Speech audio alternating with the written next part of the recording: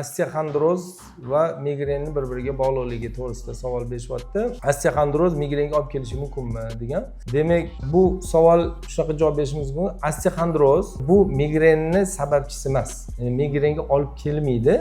Lekin o'zi azaldan migreni bor insonlarda yoki bular o'sha og'riqlarini ba'zi ko'rinishlari bir-biriga o'xshagan bo'lgani uchun o'xshash belgilari bo'lishi mumkin. Bunda albatta shifokor, mutaxassis buni ikkalasini farqlay bila olishi kerak bo'ladi.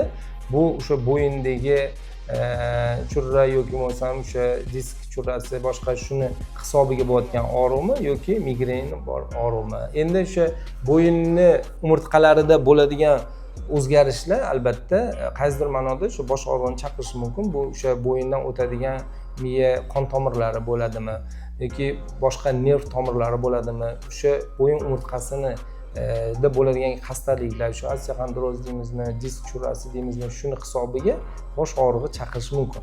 Lekin bo'lsam qaysidir ma'noda shu qon tomirlarini ezib qo'yish, siqib qo'yish natijasida demak migrenga qo'zg'atuvchi trigger bo'lib qolishi mumkin. Lekin aynan shu xastalik bo'yin umurtqalari bilan bog'liq xastalikni hisobiga migren kelib chiqadi deyish sal noto'g'ri bu. Bu xastaliklar ikkala alohida xastaliklar hisoblanadi.